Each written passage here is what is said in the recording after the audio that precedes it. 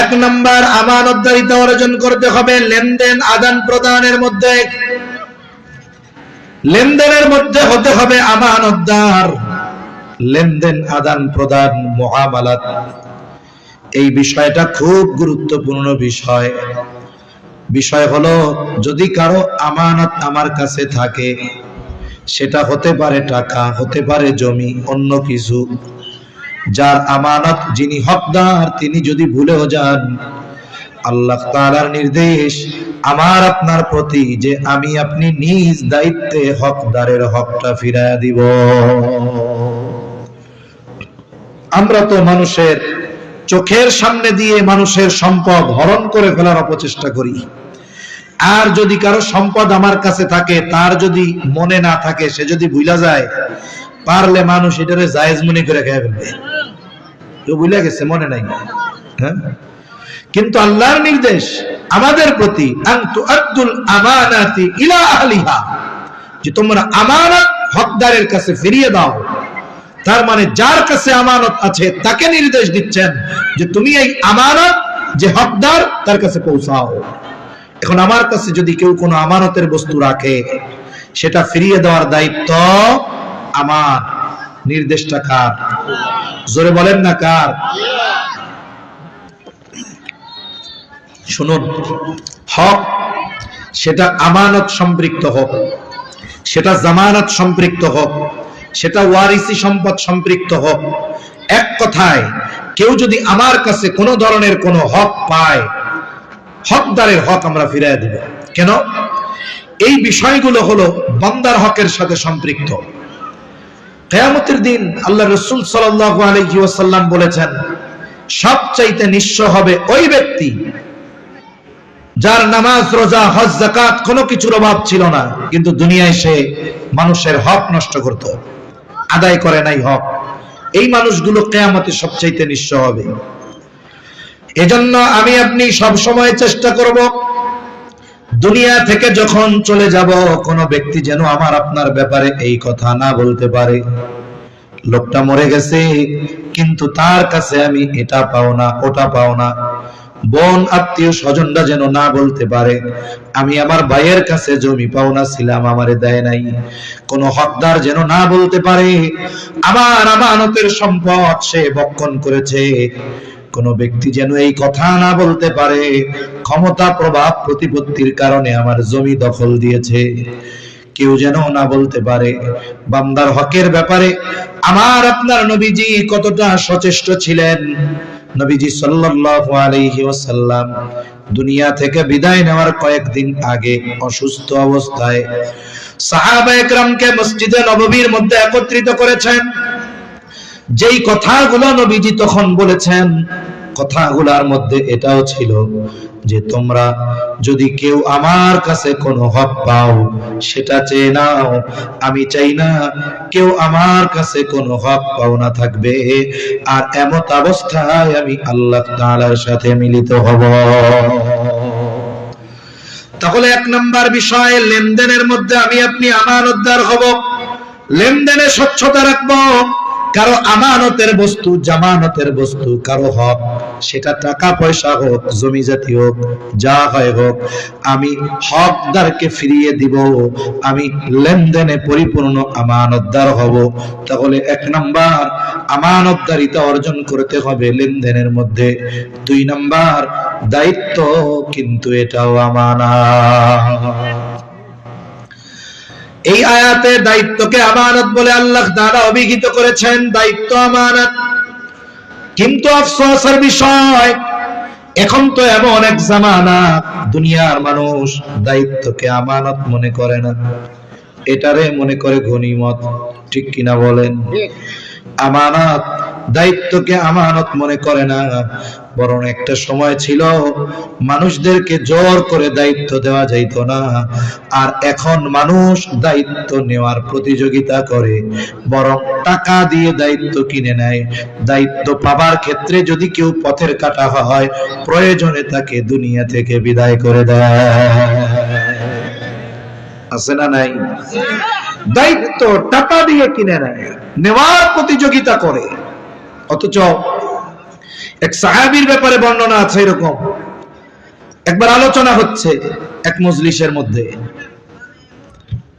হযরত ওমর রাদিয়াল্লাহু তাআলা আনহু সম্ভবত ওনার সময়, যে রাষ্ট্রের একটা গুরুত্বপূর্ণ দায়িত্ব দেওয়া যায় কারে, আলোচনা হইতেছে, পরামর্শ।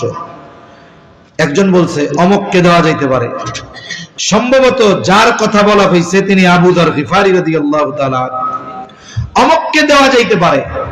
কয়েকজন মিলে বলছে হ্যাঁ ওনারে দিলেই ভালো হয়। তবে ওই মজলিসে সিদ্ধান্ত হয় নাই, কি হইছে, আলোচনা হইছে।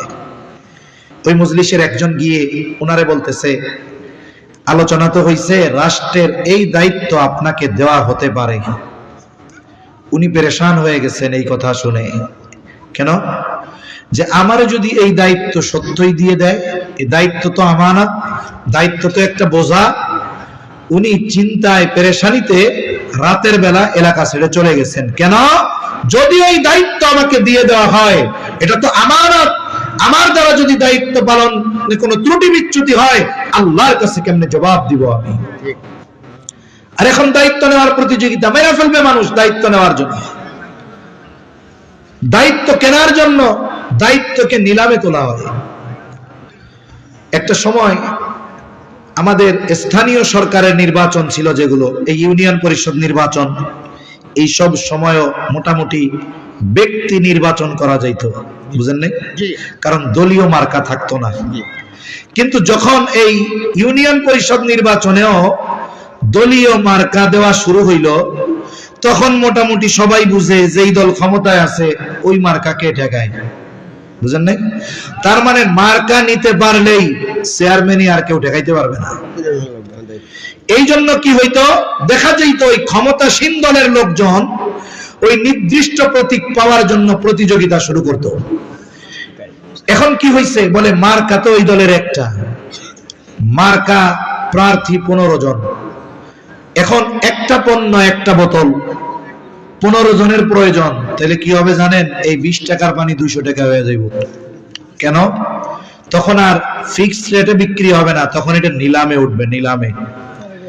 এই 20 কে সবাই নিবে, 50 100 করতে করতে 20 টাকার মাল হয়ে যাবে 200 টাকা, চাহিদা বেশি। এখন মনে করেন যে মার্কা তো নিতেই হবে, এবার কম্পিটিশন চলে। একজন কয় 1 কোটি আমি দেবো, আর একজন কইছে আমিও দেবো। ও তাইলে 1 কোটির কাস্টমার অনেক। আমাদের অঞ্চলে একজন শুধুমাত্র এই মার্কা পাওয়ার জন্য শুনেছিলাম 3-3.5 কোটি টাকা উপর মহলে দিছিল। চেয়ারম্যানই মার্কা পাওয়ার জন্য 3.5 কোটি টাকা। এখন 3.5 কোটি টাকা আমাদের কাছে নাই, তবে এদেশ থেকে লক্ষ কোটি টাকা পাচার হয়েছে। আমি জানি না কোন ক্যালকুলেটর কম্পিউটারে এই সংখ্যা বসানো যাবে কিনা, বসাইলে পড়তে পারবো কিনা। লক্ষ লক্ষ কোটি টাকা এদেশ থেকে পাচার হয়েছে।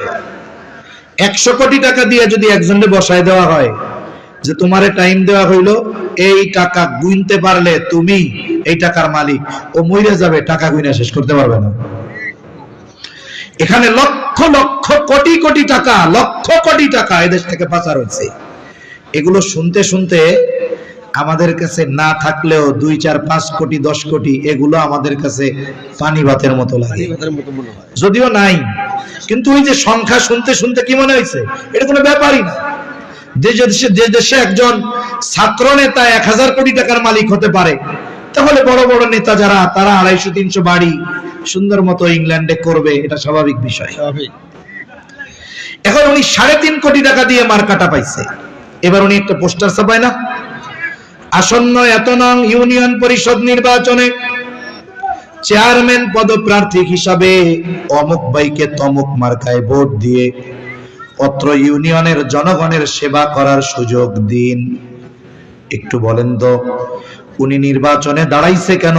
উনি বলতেছে আমি দাঁড়িয়েছি জনগণের সেবা করার জন্য। যেই ব্যক্তি 3.5 কোটি টাকা দিয়ে মার্কা কিনতে পারে, ওই ব্যক্তির জনগণের সেবা করার জন্য চেয়ারম্যান হওয়া লাগে না।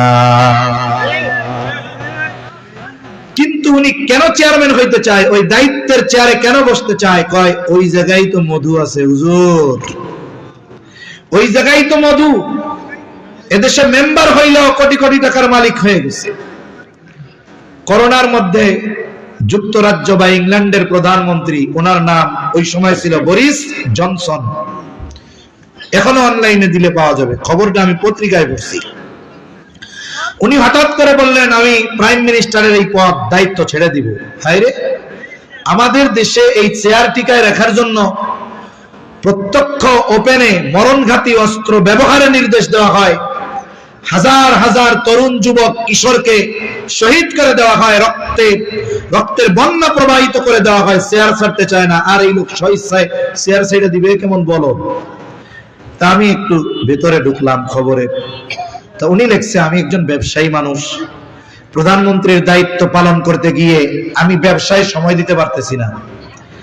ব্যবসায় সময় দিতে না পারার কারণে অবস্থা কি, প্রাইম মিনিস্টার হিসাবে যেই অনারিয়াম সম্মানী ভাতা আমার জন্য, এটা দিয়ে আমার ফ্যামিলি চলে না, এটা দিয়ে আমার ফ্যামিলি চলে না, এজন্য দায়িত্ব ছেড়ে দিব।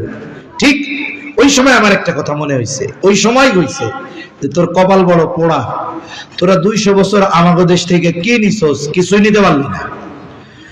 তুই সবকিছু বাদ দিয়া প্রধানমন্ত্রিত্ব ছাইড়া বাংলাদেশে নাগরিকত্ব নিয়া ওই সময় মনে করছি যে কোনো মতে একটা মেম্বার হওয়া, মেম্বার। তুই ইংল্যান্ডে 10-12টা বাড়ি করতে পারবি, আর তুই ইংল্যান্ডের প্রধানমন্ত্রী হইয়া বলতেছ সংসার চলে না, তুই আমার দেশে আয়, কোনো মতে মেম্বার হ, তোর ইংল্যান্ডে বাড়ি করতে পারবি, কোনো অসুবিধা নেই। একটু চিন্তা করে দেখেন কেন এই দেশে মানুষ দায়িত্বের জন্য এত পাগল ছিল, অথচ অতীতের মানুষকে শাস্তি দিয়েও দায়িত্ব দেওয়া যায় নাই। ইতিহাস থেকে শোনায় আপনাদের, ইমাম আজম আবু হানিফা রাহমাতুল্লাহি আলাইহি খলিফা মনসুরের সাথে দেখা। খলিফা মনসুর ইমাম আবু হানিফাকে প্রধান বিচারকের দায়িত্ব নেওয়ার জন্য প্রস্তাব দিলেন। ইমাম আবু হানিফা সকলের সামনে এই প্রস্তাব ডিনাই করলেন, প্রস্তাব তিনি ফিরায় দিলেন, অপারগতা প্রকাশ করলেন যে না, এই দায়িত্ব আমি নিতে পারবো না। খলিফার ইগোতে লাগছে, আত্মমর্যাদায় লেগেছে, এত বড় দায়িত্ব পাবার জন্য সবাই মুখিয়ে থাকে, আর আমি তাকে প্রস্তাব দিলাম, সে আমার দায়িত্ব নিল না, ফিরায় দিল। হাতের মধ্যে চাবুক, রাগান্বিত হয়ে গেছে খলিফা, হাতের চাবুক দিয়ে ইমাম আজম আবু হানিফার গায়ে সজোরে একটা বাড়ি মেরে দিল। ইমাম আবু হানিফার গায়ে চাবুকের আঘাত, কিছুই বলেন নাই, ইমাম আবু হানিফা চলে গেলেন। এটা তো প্রত্যেকটা যুগের ছবি, যখনই কোথাও কোনো কিছু ঘটে মানুষ দেখা যায় ওলামায়ে কেরাম, দাড়ি টুপিওয়ালা, এদের উপরে আক্রমণটা বেশি করে, ঠিক কিনা বলে? আমি যদি সম্প্রতি সময়ের কয়েকটা কথা বলি, এই যে কিছুদিন আগে প্রথম আলো, ডেইলি স্টার, 2টা পত্রিকার অফিস ভাঙা হয়েছে। হ্যাঁ, এই ভাঙাটা অন্যায়, বুঝলাম। তাইলে মানুষ এই 2টা মিডিয়ার উপরে কেন ক্ষিপ্ত হলো? এর কারণ হলো বিগত সময়গুলোতে এই দেশের যত ক্ষতি, ইসলামপন্থীদের উপরে যত জুলুম, অত্যাচার, গুম, হত্যা আর নিপীড়ন, এসব কিছুর বৈধতা দেওয়ার পেছনে এই 2টা পত্রিকা দায়ী। এদেশে গত 17 বছরে যত গুম হয়েছে, যত ইসলামপন্থী নেতাদেরকে নির্বিচারে হত্যা করা হয়েছে, বিরোধী মতের লোকদেরকে দমন পীড়ন করা হয়েছে, যেই দলের হোক, এগুলোর বৈধতা প্রদান করেছে